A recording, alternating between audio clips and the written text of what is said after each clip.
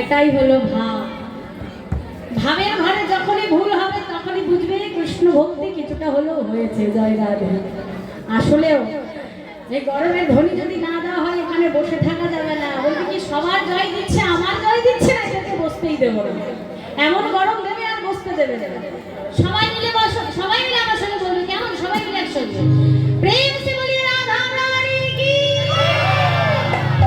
শ্যাম সুন্দর কি, রাধা রানী কি, রাধা রানীর জয়। জয় রাধেশ্বর। মধুময় শ্রীধাম শ্রী বৃন্দাবন ধাম।